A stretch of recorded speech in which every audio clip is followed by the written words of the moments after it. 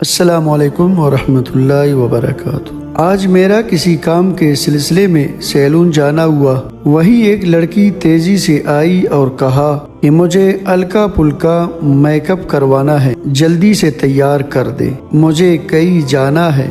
وہاں موجود سٹاف ان کو تیار کرنے لگا۔ آپ نے کسی شادی پر جانا ہے یا پارٹی میں؟ سٹاف نے بیس بناتے ہوئے معمول کے انداز میں پوچھا۔ آگے سے جو جواب آیا، میں جو مصروف بیٹھی تھی اس کی بات سن کر ایک دم سے شل ہو گئی۔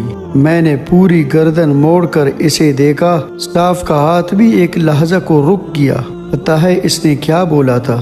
اس نے کہا، مجھے فوتگی والا میک اپ کروانا ہے، اسی حساب سے ایڈجسٹ کرنا۔ میں جو کسی سے بلا ضرورت سوال نہیں کرتی، اس سے پوچھا کہ کس کی ڈیتھ ہوئی ہے؟ کہنے لگی شوہر کے رشتہ دار ہے۔ وہ دوبارہ تیار ہونے لگی اور میرا دماغ بالکل معوف بیٹھا تھا۔ جب تیار ہو چکی تو باقاعدہ پلکیں بھی لگوائی، لائٹ سی لپسٹک اور پھر دوپٹہ سیٹ کیا۔ جانے لگی تو میں نے پھر پوچھ لیا، یا 40واں ہے یا 10واں ہے یا کوئی جمعرات ہے؟ کہنے لگی نہیں سسٹر، آج ہی ڈیتھ ہوئی ہے، ہم جنازے پہ جا رہے ہیں۔ اللہ اکبر! میں تو بالکل صدمے میں بیٹھ گئی۔ سیلون کی اونر میری فرینڈ ہے، میری حالت دیکھ کر کہنے لگی، یار تم آج پہلی بار سن رہی ہو، ہم تو عادی ہو چکے ہیں۔